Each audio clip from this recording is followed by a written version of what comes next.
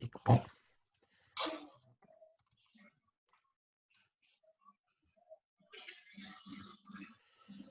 Voilà, vous voyez bien le PowerPoint, c'est bon? Oui, Impeccable. Bon, écoutez, bonjour à toutes et à tous. bonjour. Pour certains, c'est leur deuxième visioconférence, pour d'autres, c'est leur première. Petit rappel d'organisation. Donc, on vous avait adressé un email le 30 octobre qu'on aurait bien aimé ne pas vous envoyer avec une arrêt de suspension des championnats suite à la période du deuxième confinement.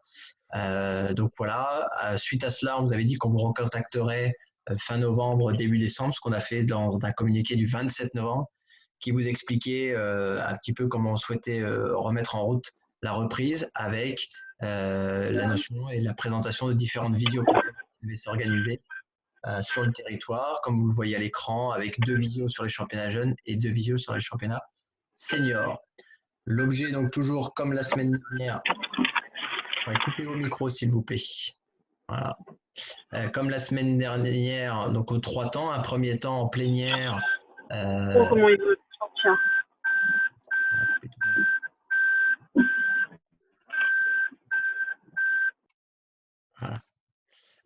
Un premier temps en plénière où je vais vous donner des informations, alors qu'ils vont être un peu modifiés par rapport à la semaine dernière, puisque on a vécu une fin de semaine dernière assez active et un début de semaine encore plus actif depuis hier.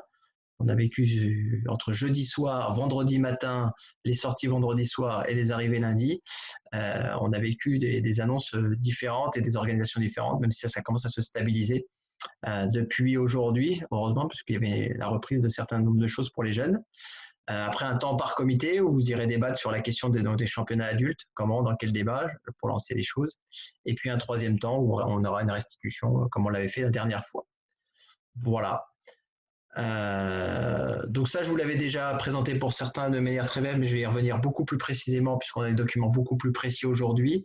Le 28 novembre 2020, on a eu la possibilité de regrouper les mineurs pour une activité physique, handball ou autre, en extérieur, effectivement à l'époque. On est aujourd'hui le 15 décembre, jour pour jour, et on a la possibilité de regrouper, comme ça avait été dit, les mineurs pour une activité physique handball sans contact, j'y reviendrai, en intérieur avec la notion du couvre-feu qui n'est pas 21h mais à 20h, parce que ça a changé entre-temps depuis jeudi soir. Et toujours cette perspective qui apparaît encore, qu'il faudra prendre en compte, la notion du 20 janvier pour les seniors en intérieur. Alors ça n'est pas encore déterminé officiellement, mais en tout cas, ça apparaît toujours dans le schéma de déconfinement.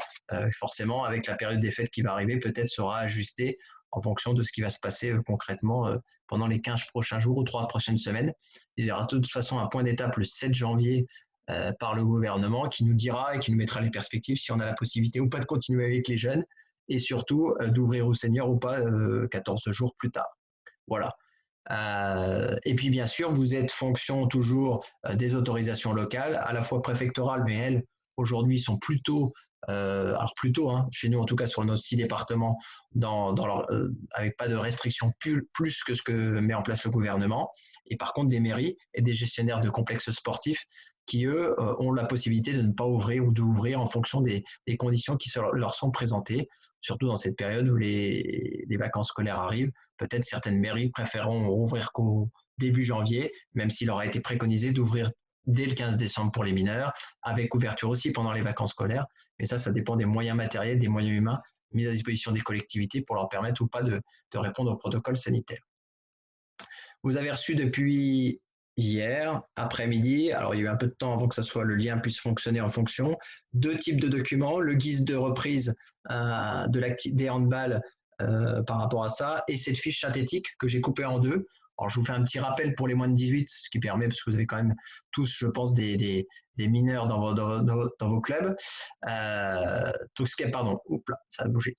En plein air, donc rassemblement limité à 6 personnes, sauf si l'activité est encadrée par un éducateur diplômé. J'y reviendrai après, parce qu'on commence à avoir des précisions depuis 24 heures sur ce qu'est un éducateur diplômé, avec application des mesures sanitaires. C'est-à-dire que si vous n'êtes pas diplômé, vous avez le droit d'encadrer 6 personnes, dont vous. C'est-à-dire qu'on considère qu'en fait, l'encadrant fait partie des pratiquants. Donc, on a 6 personnes. Donc, si vous avez avec des mineurs, c'est 5 plus un dans l'encadrement. Et si par contre vous êtes diplômé, vous avez le droit à un nombre illimité de joueurs par rapport à ça. C'est pour ça que le petit pictogramme montre une identification d'une personne en rouge. En salle, port du masque obligatoire à l'entrée et à la sortie de la salle, forcément jusqu'au début de la pratique sportive. Utilisation du gel, ça, on a l'habitude. Utilisation recommandée de gourdes et ballons individuels, ça me paraît presque logique aujourd'hui. Et pratique de tous les handballs, bien sûr, sans contact aujourd'hui. On est sur une reprise des mineurs, sans contact, forcément. Et une activité donc, qui doit être encadrée, réathlétisation, jeu, exercice physique, exercice technique, tir-passe. C'est-à-dire qu'il peut y avoir des échanges de ballons, il peut y avoir des tirs avec un gardien de but. Donc voilà, sans limitation d'effectifs. Et accès au vestiaire, en fonction de ça, forcément, je l'ai bien dit, ça c'est dépendant des collectivités locales qui ont ouvert ou pas leur vestiaire par rapport à ça. Là, il y a plein d'endroits où les vestiaires n'ont pas ouvert en termes d'organisation. Voilà. Et fin de l'activité, forcément, avec un couvre-feu à 20h, comme ça a été dit, redit. Donc, je vous rappelle juste que le couvre-feu, c'est que tout le monde doit être rentré pour 20h. Et donc, forcément, les entraînements, et c'est pour ça que les salles, je ne sais pas si vous avez les consignes, mais vont fermer vers 19h15, 19h30 pour permettre à tout le monde d'être rentré dans un couvre-feu à partir de 20h. Voilà. Donc, sans doute que les créneaux de gymnase vont s'arrêter vers 19h30, grand maximum, par rapport pour respecter ce protocole-là et pas à 20h comme c'est prévu au regard de ça. L'accès à un entraînement ne justifie pas une dérogation après 20h. Ça ne fait pas partie de l'attestation qui est sortie. Pour la partie adulte, un peu différent. Alors un peu différent, pourquoi aujourd'hui? Puisque la notion de salle n'apparaît pas encore. La période du 20 janvier est prospective, mais serait la prochaine période où on pourrait peut-être. En tout cas, à ce jour, vous avez la possibilité de regrouper vos seniors, vos seniors, oui, en plein air, encadrés sous des formes adaptées, forcément, avec cette notion de distanciation de 2 mètres est le mieux, sans contact forcément. L'encadrement et le protocole sanitaire, ça vous avez bien. Fin du couvre-feu à 20h. Dans 2 types de lieux, ça peut être soit dans l'espace public, c'est-à-dire où vous voulez concrètement, ou dans un équipement recevant du public, donc du style stade de foot, stade de rugby, piste d'athlétisme, etc. Avec toujours cette notion d'encadré ou de personnes diplômées ou non, limité à 6 personnes si la personne n'est pas diplômée, et diplômée, vous avez le droit à un nombre illimité de personnes en termes de choses. Par rapport donc aux personnes diplômées, ce sont toutes les personnes qui ont un diplôme, alors qui vont dans le champ du sport jusqu'au champ de la jeunesse, jusqu'au champ de l'éducation nationale. C'est-à-dire que vous avez donc les diplômes fédéraux sont considérés comme des personnes diplômées. Même j'ai un animateur de handball, un entraîneur régional, ou les nouveaux modules du titre éducateur, entraîner des jeunes, accompagnateur d'équipe, etc. Ça, c'est considéré comme un diplôme. Bien sûr, les diplômes d'État, forcément, type BP, DE, DES. Les enseignants, donc instituteurs, sont considérés comme des personnes qui peuvent encadrer. Les professeurs de PS sont considérés aussi, même s'ils ne sont pas dans leur temps de PS, ils sont considérés comme des personnes diplômées encadrants. Les animateurs BAFA peuvent aussi, soit c'est un diplôme reconnu d'encadrement, alors certes de jeunesse, et donc voilà. Non, pas la table de marque. Effectivement, on aurait pu y penser à officiel, mais c'est pas un diplôme. Voilà, en gros, tous les diplômes qui sont liés à l'encadrement de public jeune ou adulte, liés au sport et à la jeunesse. Les jeunes en formation, Jérémy, comme Alexis par exemple au comité 28 ou Fabio chez nous. Oui, c'est possible. Les personnes qui sont en formation, des apprentis par exemple, etc. Alors je sais pas, il est en apprentissage ou en diplôme fédéral? En apprentissage. C'est pas un diplôme fédéral. Non, il est en apprentissage. Il est en apprentissage, donc apprentissage dit carte pro en formation, donc c'est bon. Pas de souci. Ok, merci.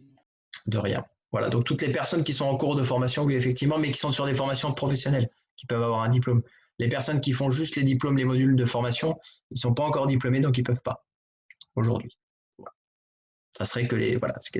Donc effectivement, ça limite un peu en termes de choses. Apprenti, oui, donc j'ai répondu, effectivement. Voilà. Toutes les personnes qui ont des cartes pro ou des cartes pro stagiaires, pas de souci. Toutes les personnes qui ont un diplôme de type d'encadrement de jeunes ou d'adultes dans le champ de la jeunesse ou autre, etc. et dans le champ de l'éducation nationale, forcément, peuvent encadrer ce type de pratique.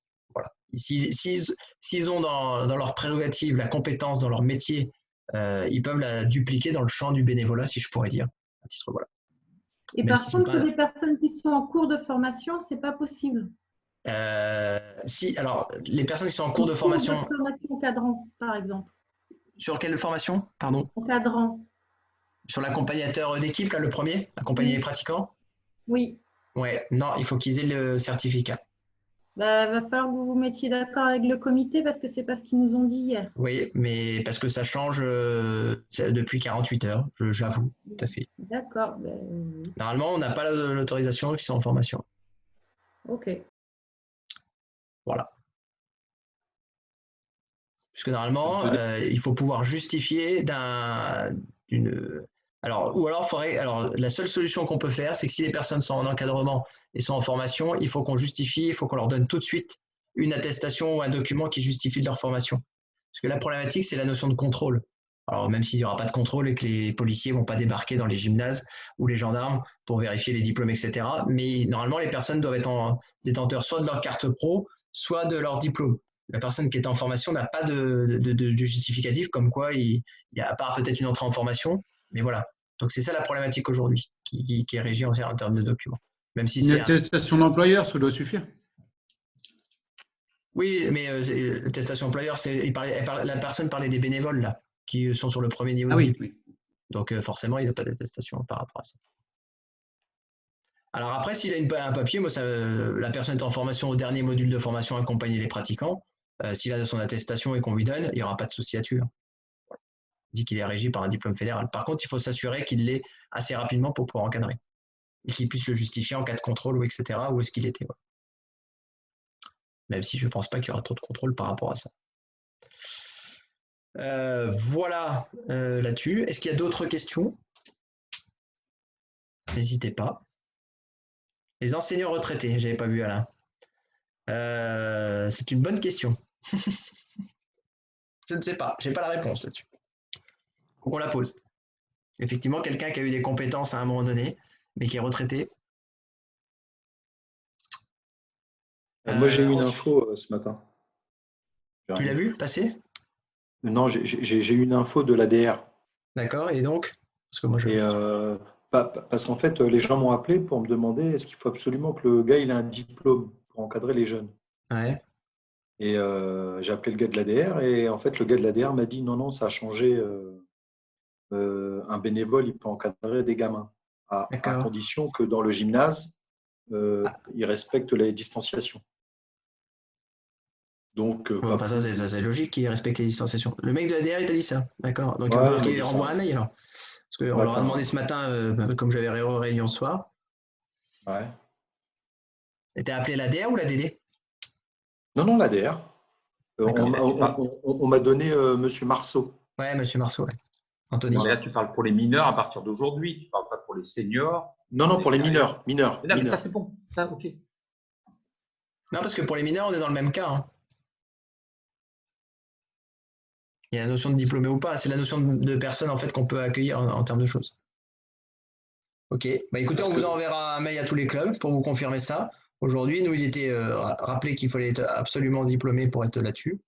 Moi, ça ne me gêne pas dans le principe, mais après, je ne vois pas comment il peut y avoir de contrôle concrètement dans les gymnases. Mais... Ouais. En fait, moi, il m'a dit que ce serait trop injuste. Parce que tous les clubs, c'est très bien que sur la France, tous les clubs n'ont pas forcément de gens diplômés. Donc, ça ne permettrait pas en fait à des enfants de reprendre l'activité physique. Oui, tout à fait. Bah oui, mais ça, je suis bien d'accord. Et il fallait s'en rendre compte avant. Oui, non, mais je suis d'accord. Yves, quand tu dis ADR et ADD, c'est quoi? Où est-ce qu'il voit ADR et ADD? Non, ce sont les échanges que vous avez donnés. C'est la direction régionale. L'ADR et la DD. Ah oui, d'accord, ok. La direction régionale et la direction départementale. Oui, diplômé en recyclage, c'est bon. Tout à fait. Parce qu'il a eu ce diplôme-là à un moment donné. Parce qu'en fait, le recyclage, c'est conditionné par nous, notre réglementation qui dit que c'est valable que 3 ans. Et quand on a un diplôme, c'est valable à la vie. C'est notre règlement intérieur qui dit qu'il faut le recycler à un certain moment donné, parce qu'on estime que le niveau de compétence doit être recyclé. Mais n'enlève pas le diplôme. Voilà pourquoi. Donc c'est bon. Ensuite, donc sur le guide de reprise, donc vous l'avez aussi reçu. Alors il est un peu plus complet en termes de choses. Je vais essayer de vous le faire apparaître normalement. Est-ce que vous le voyez ou pas là? Ouais. Remonter parce que Bon, j'espère que peut-être que vous l'avez lu ou pas lu, etc. En tout cas, juste, on va le parcourir très légèrement et vous donner les indications principales en termes de choses et vous dire que je vais essayer de vous expliquer, mais j'ai un peu de mal sur une partie du document, vous allez voir. Donc sur les handballeurs, donc effectivement, donc moins de 18, plus de 18, on l'a évoqué, hein, donc les notions de 6, etc. Ça, c'est les pictogrammes, on a bien compris dans les choses. Tous les pratiques de handball de façon adaptée sont permises. Tous les pratiquants détenteurs d'une licence valide ou au jour de l'activité, forcément ça, on en a bien conscience. Tout espace et terrain extérieur pour tous les pratiquants et les gymnases uniquement pour les mineurs. Sur les modalités de pratique, c'est là où on a une précision à avoir de la part de la fédération, puisqu'il est marqué pratique sans contact entre les joueurs avec opposition et ballon. Donc effectivement, il est marqué qu'on pourrait mettre de l'opposition. Alors, rapport de l'opposition avec 1 mètre ou 2 mètres de distance, il va falloir quand même être très fort dans l'organisation pour pouvoir le faire. Mais ouais, c'est possible à un certain moment donné. Donc, à un moment donné, voilà. Donc, je vous conseille dans un premier temps de faire des pratiques, comme on l'a vu, d'exercices plutôt de renforcement musculaire, athlétique, etc. Du jeu avec ballon, mais sans opposition, au moins jusqu'à la période du 7 janvier, concrètement. C'est-à-dire là, en arrivant les fêtes, etc., de limiter au maximum la distanciation et surtout qu'il n'y ait pas de contact et voire même qu'il n'y ait pas d'opposition par rapport à ça, surtout avec la période des fêtes, etc. Déjà, nos jeunes, je ne sais pas s'ils vont revenir tous ou etc. Ceux qui vont revenir, je pense qu'il faut qu'on crée les conditions d'une réussite de leur rentrée. Et donc, on a largement l'imagination, au moins pour les premières séances, pour créer des séances sans opposition, ça serait mieux en termes dans un premier temps. Alors, peut-être qu'à partir de janvier, on pourra s'organiser par rapport à ça. Voilà. Sur les protocoles anti-Covid, on a l'habitude. Sur la vigilance, il est évoqué sur toutes les personnes qui auraient des courbatures, qui ne se sentent pas bien, etc. Forcément, de les faire arrêter. La notion de matériel individuel, il est rappelé par rapport aux personnes qui seraient Covidées ou qui ont des symptômes du Covid. Donc, isolement de la personne et test RT-PCR, ça, on commence à le savoir. Pas d'entraînement de l'équipe dans l'attente du résultat. Donc, ça, c'est important. C'est-à-dire que si vous avez une personne qui constate qu'il a des symptômes et que donc il fait son test PCR, on ne fait pas regrouper le collectif tant que le résultat PCR n'a pas été donné. À partir de là. Si le cas est confirmé, isolement de la personne durant 7 jours minimum à partir du résultat du test PCR. Incompressible. Et au minimum 48 heures après les disparitions de symptômes. Donc si la personne a par exemple des symptômes pendant 3 jours et qu'après pendant les 4 derniers jours de la septaine, il n'y a plus de symptômes, il pourrait sortir de son isolement. Par contre, la personne continue à avoir des symptômes au 8e, 9e, 10e jour. Les symptômes s'arrêtent au 10e jour. Il faut attendre encore 48 heures pour que la personne sorte de l'isolement. D'accord. Ensuite, cas contact. Si les cas est confirmé, donc voilà. Ensuite, les personnes qui sont cas contact, ce sont des personnes qui sont à rechercher 48 heures avant l'apparition des symptômes. Donc vous avez une personne vous êtes à un entraînement, une personne a des symptômes ou arrive, ou ne devrait pas arriver, mais bon, déclare des symptômes au moment de l'entraînement, ou etc., ou le lendemain. Donc, vous entraînez par exemple un mercredi, le jeudi, le parent vous appelle pour un enfant en disant il a des symptômes, on va l'envoyer au test PCR parce qu'on pense que peut-être qu'il a le cas Covid, il a vu son médecin, etc. Donc là, à partir de là, on est le jeudi, donc on va rechercher tous les cas contacts 48 heures avant l'apparition des symptômes. Donc, ça veut donc dire que si vous êtes entraîné mercredi ou mardi, eh bien forcément, tous les joueurs sont cas contact. Et donc, il faut donc donner toute la liste des joueurs qui étaient à l'entraînement pour vous, plus tous les élèves, etc. Voilà. La notion de cas contact, je vous le rappelle, c'est 15 minutes en exposition à moins d'1 mètre sans masque. Voilà. Si la personne est testée positive, mais qu'elle était asymptomatique, c'est-à-dire qu'elle n'avait pas de symptômes, alors ça arrive, hein, on finit par avoir un test par un endroit, mais finalement on est asymptomatique, là il faut aller rechercher les cas contacts 7 jours avant. Donc forcément, si on a une personne qui, je ne sais pas pour quelle raison dans son collège, etc., a besoin de se faire tester, mais en fait il n'avait pas de symptômes, il est testé un jeudi, il a les résultats positifs le jeudi, il faut remonter jusqu'au jeudi d'avant. Donc s'il s'est entraîné le mercredi, mardi, lundi, dimanche, samedi, vendredi, jeudi, toutes les personnes à qui il était en contact à l'entraînement doivent être considérées comme cas contact dans l'organisation. Voilà. C'est un petit jeu de chaises, etc. et de rythmique. Voilà. Donc, ça veut donc dire qu'il faut que vous ayez une traçabilité de tous vos encadrants et pratiquants. Donc, on vous conseille très fortement aujourd'hui de fixer les groupes et de ne pas faire de brassage entre les groupes d'entraînement. forcément de dire à un moment donné, si que les moins de 13 s'entraînent, on ne remet pas des moins de 15 à un moment donné dedans, ou si les moins de 15 s'entraînent ensemble, eh bien, ils restent en moins de 13, moins de 15 ensemble tout le long de la période de reprise en termes de choses. Voilà. Avec la problématique sans doute des créneaux de gymnase, mais pensez-y, peut-être que les créneaux que vous allez mettre en place maintenant dans votre organisation, pensez-y aussi, forcément. Ça évitera de dire, ah bah il y avait tel joueur, il n'y avait pas tel joueur, etc. Et forcément de lister les présences, les absences, et donc forcément les joueurs. Voilà sur ces petites choses, peut-être que déjà certaines personnes étaient fortement au courant par leur milieu professionnel ou leur milieu, etc. Donc on vous rappelle là la notion de 2 jours et de 7 jours en fonction s'il est symptomatique ou asymptomatique par rapport à tout ça. Voilà. Peut-être l'afficher, le donner à tous les encadrants sportifs pour pouvoir la noter, peut-être l'afficher dans le gymnase en termes de choses pour alerter tout le monde. En tout cas, essayer d'avoir une meilleure communication possible au sein du club et que les parents puissent vous avertir très rapidement, parce que souvent, peut-être qu'ils alertent plutôt le collège ou l'endroit où il est à l'école et moins le club sportif en pensant quoi. Et pourtant, c'est peut-être le lieu où il y en a le plus, parce que c'est l'endroit où ils n'auront pas leur masque durant la pratique sportive. Peut-être qu'il y aura le plus de contact par rapport à ça. Et pour finir, il est raisonnable de prévoir en cas de test PCR positif dans un collectif un arrêt minimum des activités pendant une durée minimale de 7 jours sur les sujets contacts qui ne positiferaient pas leur test de contrôle à J+7 et ne présenteraient aucun moment de symptômes. Par contre, compte tenu de l'arrêt total de l'activité pendant 7 jours, il paraît raisonnable de permettre 3 jours de reprise sport collective avant d'envisager une rencontre. Alors, on n'y est pas encore aux rencontres sportives et aux matchs, mais c'est à savoir quand même que si la personne est isolée 7 jours, il ne pourra pas jouer. Il est préconisé, après vous organisez, qu'il y ait 3 jours supplémentaires de reprise d'activité sportive avant un match. C'est-à-dire que s'il est testé un vendredi, qu'il est isolé vendredi, d'après jusqu'au 7e jour, il serait bien qu'il ne joue pas pendant 2 week-ends, à la fois le week-end où il a été testé le vendredi et le week-end d'après, le temps qu'il reprenne, etc. Voilà.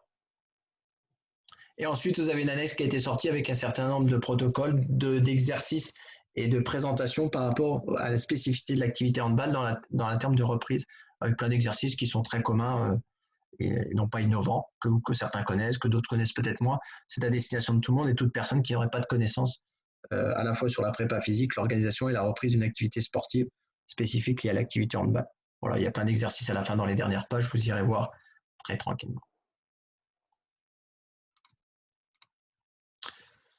Voilà, est-ce qu'il y a des questions? Alors je regarde dans le chat parce que je ne l'avais pas sous moi, si quelqu'un a un petit peu mérisien. Voilà, j'ai répondu. Est-ce qu'il y a d'autres questions? N'hésitez pas à ouvrir votre micro et à la poser en direct. Hein. Et puis après, si ça vient, vous pourrez parler dans les groupes et revenir après et reposer la question à l'issue des temps de groupe. Là, je vous ai remis les nouveaux tableaux qui viennent de sortir aujourd'hui du ministère des Sports, qui reprennent un peu ce qui est, puisqu'on a vu de manière plus précise, mais avec l'étape en vert du 15 décembre. Celle-ci ne nous concerne pas puisqu'on est sur les espaces extérieurs. Et c'est celle-ci qui nous concerne beaucoup plus. Donc, personne mineure ici apparaît et personne sans contact avec pratique encadrée et personne majeure avec pratique encadrée sans contact. Voilà. Bon, nous, on a réexpliqué les choses. Puis, vous avez la 3e tableau qui correspond à plein d'autres choses. Enfin, avec la notion de réunion et d'AG bureau commission qui peut vous convenir en termes de vie associative puisque la voie dématérialisée est recommandée au moins jusqu'au 1er avril 2021. Il y a dû avoir l'arrêté à l'UET étendu, forcément, mais on vous conseille de faire toutes vos réunions forcément non en présentiel et plutôt en dématérialisé sous forme de visioconférence ou téléphonique ou etc. Même au sein de la vie associative à ce jour encore, pour limiter tout contact entre dirigeants sportifs, donc AG, bureau, commission, etc. etc. Voilà. L'objet, pas de questions. Très bien, on avait déjà eu ce type de questionnement-là. L'idée, c'est de vous mettre en perspective sur les championnats seniors. Donc, on va vous dispatcher, parce que je n'ai pas fini de dispatcher les personnes, dans les 3 comités. L'idée, c'est de voir avec vous comment il est possible à un moment donné. Aussi, ce qui a été aussi préconisé, ce qui a été dit par la fédération et ce qui nous posait un peu de problème parce qu'on n'avait pas prévu ce schéma-là au départ au niveau de la Ligue du Centre, c'est qu'il est préconisé 21 jours après le retour du handball à 7. Ça veut donc dire qu'aujourd'hui, par exemple, chez les jeunes, on a le retour aujourd'hui du handball sans contact. Donc, on pourrait considérer pas du handball à 7 avec opposition, avec contact. Donc, le jour où je ne sais pas quand est-ce que ça va revenir, mais si par exemple on revient le 7 janvier avec du handball à 7 avec contact, possibilité chez les mineurs, la fédération nous préconise de reprendre que 21 jours plus tard l'arrivée du handball à 7. Donc, ce qu'on avait prévu en termes de 14 jours, en termes d'organisation par rapport à nous au championnat jeunes, on va être obligé légèrement de le décaler dans le temps. Parce que ça ne sera pas possible au regard de ça. Je ne sais pas si on pourra s'asseoir dessus sur cette préconisation-là ou est-ce qu'elle va être obligatoire par les différentes COP. Ça reste encore à définir avec la COC nationale en termes de choses. Ça veut donc dire que sur la pratique adulte, si on considère qu'on repart le 20 janvier dans un éternel optimisme en pratique handball sans contact, parce qu'il y a des chances quand même que nous repartions de la même manière sur le même protocole chez les adultes avec un mois de décalage. Donc 20 janvier, handball sans contact. On peut considérer 15 jours, 3 semaines si ça s'améliore, du handball avec contact. Il faudra encore attendre 3 semaines avant la reprise des championnats classiques. Donc il faut se dire qu'il faut avoir autour d'un mois et demi avant, dès qu'on aura l'autorisation de repartir, si les chiffres ne se dégradent pas encore une fois de plus, s'il n'y a pas un reconfinement, d'être sous un mois, 6 semaines par rapport à ça. Donc l'idée, c'est de réfléchir à tous les scénarios possibles entre vous, de proposer des choses, sachant que je vous rappelle les principes qu'on avait nous organisés au niveau de la Ligue et aussi des comités, c'était de proposer des championnats en 2 phases. Une première phase coupée en 2, c'est-à-dire qu'on a coupé les poules de 12 ou de 14 en poules de 6, et donc on avait une première phase qui allait au moins jusqu'à 10 dates. Donc à ce jour, on a joué 2 dates, puisqu'il y a 2-3 clubs qui doivent, 2-3 matchs en senior qui doivent être finis parce qu'ils n'ont pas eu lieu sur la deuxième journée. Donc on a fait 2 dates, donc il resterait 8 dates. Et la question, c'est qu'est-ce qu'on fait après? Est-ce qu'on va autour de cette phase-là? Qu'est-ce que vous pouvez penser comme terme de deuxième phase ou pas, si on peut la faire ou pas? Jusqu'où on est capable d'aller jouer à un certain moment donné? Vous débattiez là-dessus. Peut-être débattre de la notion d'année blanche. Est-ce qu'à un moment donné, vous avez une position ou pas là-dessus? Si on ne peut pas amener à jouer un certain nombre de matchs par rapport à ça, à partir de quelles conditions on considère que c'est l'année blanche? Voilà, le débat est là-dessus à un moment donné que vous allez faire dans chaque comité, dans chaque réunion, par rapport à tout ça et toutes les règles, toutes les questions qu'on avait déjà évoquées la semaine dernière sur les jeunes. Est-ce qu'il y a des questions? Non? Eh bien écoutez, ce que je vous propose, c'est que je vais affecter tout le monde dans les réunions. Alors, Alain Marché, HBCSM, c'est quoi ça comme Saint-Martin-le-Beau, non? Non? Romain? C'est quel club? Romain de HBCSM. Saint-Martin-le-Beau. Saint-Martin-le-Beau, c'est ça? Bon. Oui. Pas de souci, pas de souci. C'est pour être sûr. Et Stéphanie Benetton. Oui. C'est Loche. 37 aussi. Hop là. Et j'ai un Michael à UPI. Pardon, ça je sais. UPI. Hop. Voilà. Et bien écoutez, je vous lance dans les différentes réunions. Si une personne est mal affectée, il quitte la salle avec le bouton bleu, il revient dans la réunion commune et je le réaffecterai dans sa réunion s'il y a un problème à un moment donné, si je me suis trompé. Voilà. Ben écoutez, vous avez 45 minutes normalement pour débattre entre chaque comité. Je vais vous le paramétrer en 45 minutes environ. Vous aurez un temps de rebours par rapport à ça. Et puis on se retrouve tout à l'heure. Voilà, normalement vous allez pouvoir accéder. Vous pouvez cliquer sur les boutons pour vous permettre d'aller accéder dans votre réunion.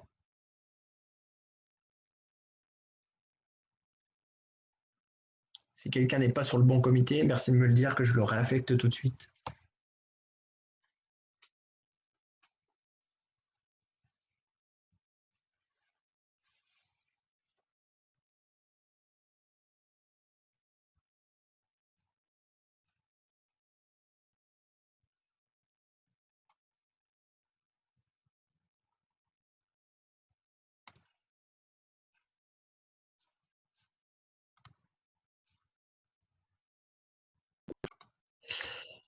Écoutez, je vous propose qu'on fasse un petit compte-rendu des 3 groupes. Je ne sais pas qui veut commencer. Allez, le 37, puisqu'ils étaient là en premier, revenus de leur salle.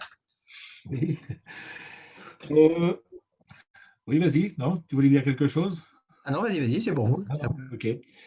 Les matchs doubles le week-end, ça apparemment, c'est un refus catégorique à peu près de tout le monde. La majorité, par contre, préférait avoir un match en semaine et un match ensuite le week-end. Hein. Possibilité, c'est évoqué, de faire des triangulaires en réduisant le temps de jeu, c'est-à-dire deux fois 20 minutes, à la place de faire 2 fois 30. Alors, si, suivant la date de reprise, soit faire le championnat comme il était prévu, soit faire seulement que les matchs allés, ou, si on reprend vraiment trop tard, refondre des poules, refaire des poules de 4 ou de 6, suivant les championnats. Voilà.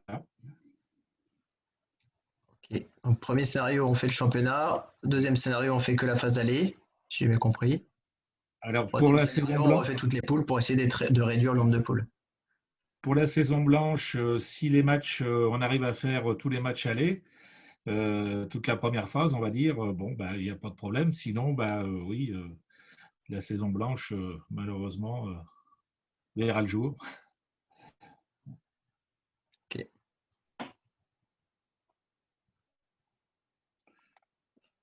Très bien. Vous n'avez pas évoqué le fait de faire, j'appelle ça une saison blanche partielle, moi, mais qu'on n'autorise que les montées et pas les descentes, par exemple. Ça n'a pas été évoqué. Non, ça n'a pas été évoqué. D'accord. Très bien. Ça n'a pas été évoqué. La date aussi. Pardon? Philippe, t'as oublié la date? Ah bah la date de reprise, oui, mais ça. Non, la date de fin. Bah, la date de fin, c'est comme parmi les jeunes, il y a des clubs qui voudraient finir pas trop tard au mois de juin parce qu'il y a des fêtes dans les clubs.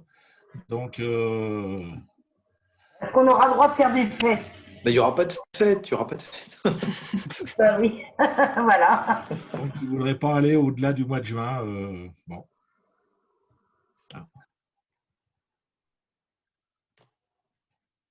Ok, merci. Le 28? Oui. Oui, vas-y. Du coup, a priori, donc selon les perspectives qu'on peut avoir, on se disait que la reprise, ce serait pas avant le 14 mars, si on en suit tes infos, Jérémy.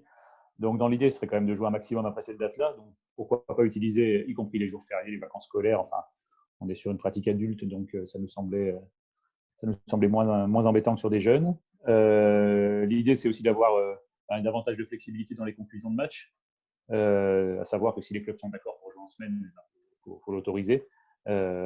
Voilà, sans forcément de justificatif supplémentaire. Voilà, tout en ayant quand même en tête qu'on n'a aucune info sur le fait que le couvre-feu puisse continuer un peu plus longtemps qu'après le 20 janvier. Donc, ça pouvait potentiellement créer des difficultés d'organisation des rencontres, notamment le samedi soir. Ensuite, voilà, l'idée, c'était quand même d'arriver à finir les premières phases. Donc, voilà, si on arrive à dégager 10 dates pour les 8 dates qui manquent, pardon, pour les championnats senior league. Et en ce qui concerne nos championnats départementaux, il manque 12 dates. Donc, a priori, selon Alain, ça doit pouvoir rentrer si nos estimations sont justes. Et puis, voilà, on a parlé d'un gel des descentes, un peu ce que tu évoquais. Voilà. Donc, pas une saison blanche complètement, c'est-à-dire que les clubs qui souhaiteraient monter et qui pourraient y prétendre, ne pas les en empêcher. Par contre, les clubs qui seraient en situation de descendre, vu que la saison est exceptionnelle, justement, plutôt les maintenir. Donc après à la COG d'essayer d'organiser les choses en fonction du nombre d'équipes. Et la dernière chose, c'était plutôt une question sur l'autorisation de doubler potentiellement, pour justement éviter qu'il y ait trop de reports. Dans certains cas, voilà, à des joueurs de pouvoir jouer 2 fois sur le même week-end, voilà, dans 2 équipes différentes. Voilà. Ok, merci. 41? Oui, donc dans le 41, on attend surtout les seniors parce qu'on se demande si on finit la première phase ou pas. Ça va dépendre d'une reprise au 14 mars. Dans l'idée, on est plus pour une saison blanche, pas de montée, pas de descente.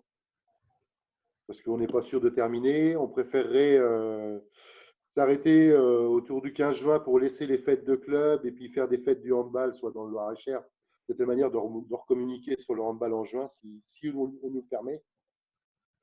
La possibilité de jouer aussi en tournoi, mais ça c'est plus pour le département. De jouer en tournoi, en triangulaire à 3, et soit une mi-temps de 30 minutes, soit 2 fois 20. L'idée, elle est là aussi, en fonction des couvre-feux, bien sûr.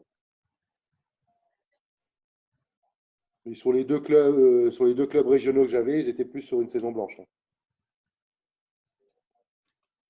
Ok.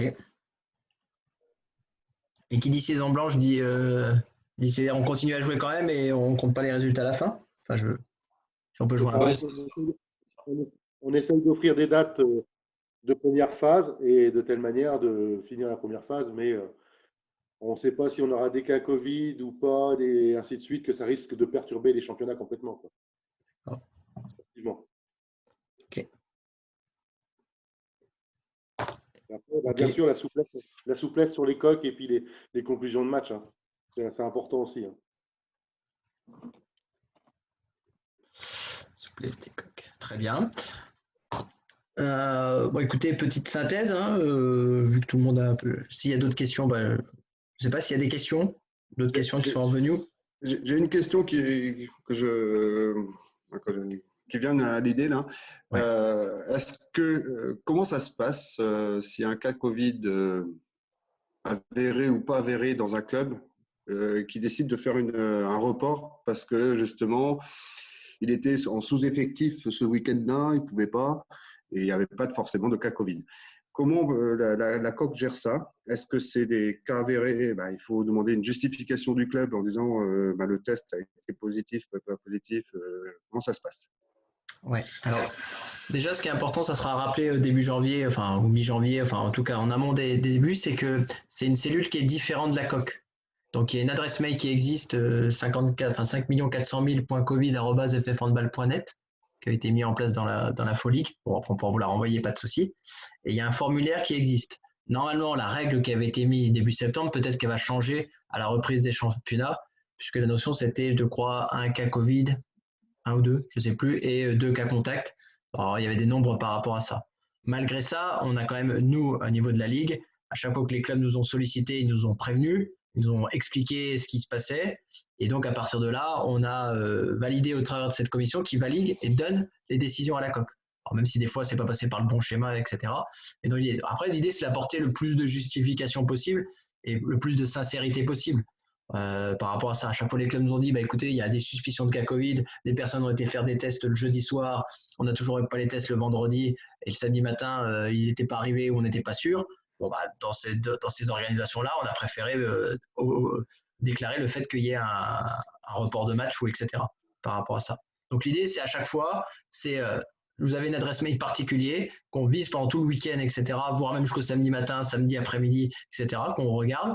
Vous envoyez les informations et puis vous nous alimentez des informations. Et après, on prendra les décisions a posteriori, même si c'est traité le lundi, mardi. Et bien après, on transmettra à la COC en disant on a pris le dossier en main et à partir de là, on organisera ou pas un report en termes de choses. Voilà. L'idée, c'est d'apporter après tous les éléments. Après, on espère que les clubs seront de la bonne foi et qu'ils n'utiliseront pas la notion de Covid pour jouer un report parce qu'ils ont 2-3 joueurs qui ne sont pas là pour d'autres raisons moins bien fondées, si je pourrais dire. Voilà. C'est bon, Patrick? C'est bon, mais ça fait quand même 8 ans que je fais la COC à jouer les tours. J'ai vu quand même des vertes et des pas mûres sur certaines situations. Donc, je me méfie. Est-ce qu'on ne peut pas se servir de ça pour reporter les matchs? Surtout, effectivement, si on n'est pas on ne considère pas une saison blanche sur un report de match plus facile pour d'autres joueurs. Donc, voilà. Alors, c'est bien ce que j'ai dit à la fin. Je veux dire, après, on pourrait être une coque et appliquer strictement le règlement et dire c'est un cas Covid, 2 cas contact, il faut le prouver. Mais il suffit que votre ARS soit en retard dans les détections, vous envoie pas les messages, etc., que vous ne puissiez pas prouver que vous étiez dans un bon cas. Et puis une autre qui ne ferait pas. On essaiera. De toute façon, les clubs qui vont vouloir peut-être, je vais dire, truander, c'est très fort comme mot, mais en tout cas, essayer de piéger un peu la chose. Peut-être qu'ils nous auront une fois, mais à un moment donné, ils ne nous auront pas plusieurs fois en termes de choses. Enfin, je l'espère. Puis ça finira par se savoir, je pense, concrètement. Enfin, c'est pas pour l'image du club, etc. Donc on essaie, voilà, après c'est l'effort collectif. Hein. Moi après, ce que je dis à tous les clubs aujourd'hui, c'est que si vous voulez pas jouer, déjà vous n'avez pas joué. Si en plus au moment où vous voulez jouer, vous trouvez des prétextes pour ne pas jouer, autres que des vrais cas sanitaires, à un moment donné, vous ne pourrez pas vous plaindre qu'à un moment donné, on n'a pas pu jouer, quoi. Donc c'est l'effort collectif qui doit être donnant à un moment donné. Alors c'est bienveillant comme position, j'espère qu'elle sera tenue par tous les dirigeants de club. Voilà. Merci Jérémy. Attends, il y a un message. Ah, c'est hors sujet, alors je ne réponds pas. Des personnes qui aident les encadrants diplômés sur les séances sont-elles admises? Oui, pas de souci. Bien sûr, sur une séance, il faut qu'il y ait. Vous pouvez faire aussi, ça me permet d'évoquer là tout à l'heure les personnes qui étaient non en encadrement, vous pouvez faire des petits groupes. C'est-à-dire que c'est une personne pour 5 si vous n'avez vraiment pas de diplôme, qu'il n'y a personne, etc. Mais vous pouvez prendre dans le gymnase 2 fois 5 personnes. Si vous êtes 2 encadrants. 2 sur 2 demi-terrains différents. C'est la subtilité du dispositif, si je puis dire. Et si vous avez des seniors garçons, vous pouvez prendre plein d'espace en extérieur si vous faites des espaces extérieurs. Écoute, je sais pas, il y a d'autres questions? Non? Sinon, bon, écoutez, sinon, il y a notre mail par téléphone, puisque à chaque fois qu'il y a eu des visios la semaine dernière, j'ai eu de nombreux appels. Déjà depuis hier, j'ai quelques mails qui apparaissent de la visio de la semaine dernière.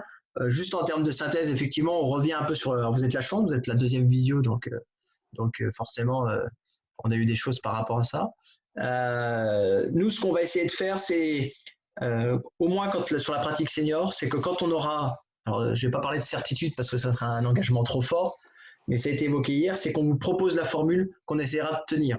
C'est-à-dire se dire, qu'est-ce qu'on fait? Est-ce que si à un moment donné on décrète une année blanche, il faut qu'on la décrète le plus tôt possible vis-à-vis des pratiquants et des personnes. D'accord? À un moment donné, si on voit que ce n'est pas possible, il faudra qu'on puisse le préciser à tout le monde parce qu'à un moment donné, on ne peut pas mentir aux gens. Et ça sera pas. Après, il faudra assumer les conséquences que ça pourrait avoir. Ça, c'est déjà un point. Par contre, on pourra peut-être proposer des formules. Première phase, on reste, les 2 premiers montent, etc. Accédant, il n'y a pas de montée, il n'y a pas de descente, il n'y a que des montées, pas de descente. L'idée, c'est de proposer les choses par rapport à ça. Et de dire à un moment donné, on finit la première phase et si on a la possibilité sur deuxième phase, on peut proposer plusieurs scénarios. Il nous reste 2 dates, voilà le scénario de la deuxième phase. Il nous reste 3 dates, voilà le scénario de la deuxième phase. Il nous reste 4 dates, il nous reste 0 date. Voilà les choses. L'idée, c'est qu'on puisse définir en cours du mois de janvier les choses, que quand vous allez reprendre l'entraînement au 20 janvier, on puisse vous donner des informations par rapport à ça, que quand on va reprendre en fin février, début mars, j'en sais rien dans ces conditions-là, on puisse vous donner tous les éléments et que les joueurs soient au courant et que le contrat soit réglé en termes de choses. L'idée, c'est que quand je me réengage dans quelque chose, je sais si je peux, qu'est-ce que j'ai à jouer en fin de saison. Ça, c'est notre responsabilité de la COC, on essaiera de le tenir. Enfin, moi, je pense que c'est un engagement qui est important vis-à-vis en termes de responsabilité. Effectivement, après le début de la saison, on reverra, mais effectivement, on est sur ces dates-là aujourd'hui. On va déterminer, nous, après, vous l'avez bien dit, c'est de se dire, on essaye de finir cette première phase-là. On essaye de faire des finalités pour essayer de brasser s'il y a 2 poules à un moment donné qui ont été constituées pour essayer d'avoir un vrai classement et d'essayer de se dire, les premiers sont vraiment les premiers, etc. On essaierait d'aller jusque-là. C'est ce qu'il nous faudrait, donc, c'est 10 dates au minimum, c'est-à-dire, parce que comme on en a déjà joué 2, il nous faut 8 dates pour la deuxième phase, finir la première phase, plus 2 dates de finalité, à peu près, en termes de choses. Si on ne peut pas aller jusque-là, est-ce qu'on finit la première phase? Et après, si on ne peut vraiment pas y aller, je pense qu'on sera ad vitam aeternam à annoncer une année blanche quasi totale en termes de choses. Voilà. On a bien entendu, et ça, on l'avait déjà remarqué, qu'on essaiera d'être le plus flexible sur les conclusions de match, en particulier sur les plus bas niveaux à un moment donné. Je pense qu'on va libéraliser tout à fait la notion de player play down, tout à fait. De libéraliser ces choses-là, de mettre de la flexibilité pour que vous puissiez vous prendre en main. Nous, la COC, on sera là pour régir le domaine commun. L'idée, c'est qu'on vous propose des règlements qui vous permettent, à un moment donné, quand vous êtes d'accord entre vous, si vous voulez jouer un match en semaine, vous ayez cette réactivité-là pour vous organiser et jouer ce match en semaine-là, le jouer le vendredi soir si vous avez envie de jouer le vendredi soir. Si vous arrivez à vous organiser pour jouer 2 matchs dans le week-end, je ne sais pas, pour une seule raison, il y a un club qui arrive à le faire dans la saison, vous allez le faire sur un match, à la fois sur des seniors et nationaux, qu'on vous donne cette possibilité-là, que vous appeliez et que vous régliez les problèmes et qu'après on puisse traiter nous rapidement en termes de choses. Alors qu'on soit toujours informé forcément, parce que les secrétariats ont besoin d'être informés pour être sûr que les matchs ont bien lieu, etc. Un petit mail et ça joue dans cette organisation-là. Il faudra qu'on trouve cette souplesse-là qui fasse que vous ayez toute liberté pour, forcément dans un peu de contraintes quand même, mais toute liberté dans ces organisations-là. Voilà. On réfléchira sur la notion, parce que ça a été évoqué, la notion de doubler sur le même week-end si les seniors. Faut qu'on regarde réglementairement si c'est possible ou pas, dans quelles conditions, sur quel niveau de championnat. Est-ce que c'est doublé sur les mêmes niveaux de jeu avec l'équipe 1 et l'équipe réserve, le nombre de joueurs, forcément ça peut crisper à certains moments, ce règlement-là peut crisper des choses. On a déjà eu par le passé la notion de joueur brûlé qui pose problème en fin de saison.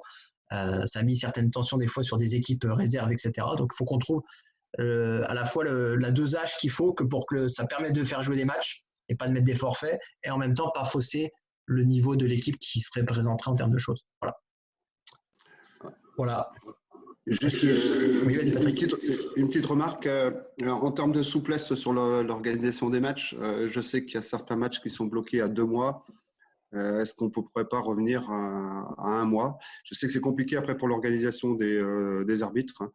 Ça nous permettrait peut-être d'organiser les matchs en semaine. Parce qu'une vision sur 2 mois, c'est un peu compliqué de dire tiens, on va essayer de le jouer en semaine, mais 1 mois avant, peut-être que c'est possible. Ah ouais. Après, alors sur le niveau 2, je pense que c'était à peu près dans les règlements, on était à peu près sur cette dimension-là, voire des fois même à 21 jours en termes de choses. Nous, ce qui est sûr, c'est que enfin, je mets en lien avec la CTA, hein, parce que je l'évoque très bien, la notion d'arbitrage. Les arbitres, ils bloquent à 25 jours pas leur désignation, mais leur disponibilité. Je vais y arriver à trouver le mot. Donc forcément, nous, tant qu'on ne fait pas les disponibilités, on peut avoir les conclusions de match en termes de choses. Donc il faut qu'on trouve ce petit curseur qui vous laisse encore le plus de temps possible. Effectivement, la notion du mois, il faut qu'on voit avec la CTA comment on s'adapte. Puis peut-être que la CTA peut aussi décaler un petit peu ses temps en termes de réactivité aussi par rapport à ça. Peut-être qu'il faudra de toute façon, on le sera forcément quand on va relancer le championnat. Parce que la notion de 3 semaines est préposée aujourd'hui. Ça veut donc dire que forcément, les conclusions de match elles vont arriver très rapidement sur les premières dates. Donc, il faut peut-être qu'on se garde cette souplesse-là jusqu'à la fin de l'année pour les clubs. Et encore plus peut-être sur les niveaux encore inférieurs. Je dis inférieurs, c'est pas une notion, mais au niveau 2, etc., départementaux.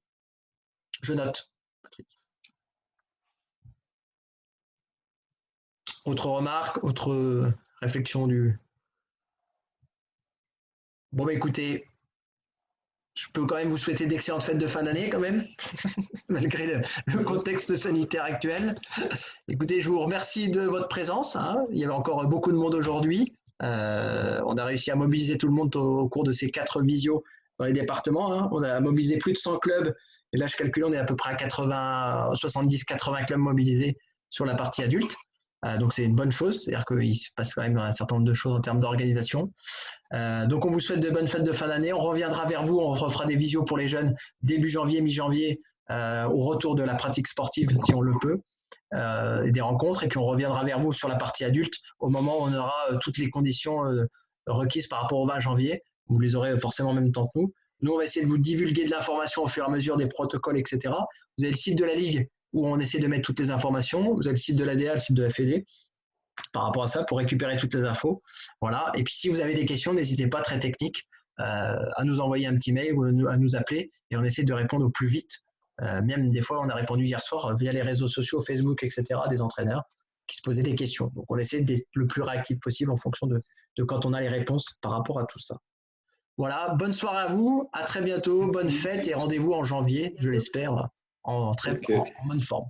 Merci, bonne soirée à tous. Bonne soirée. Tout le monde. Merci. Bonne fête. Merci Philippe.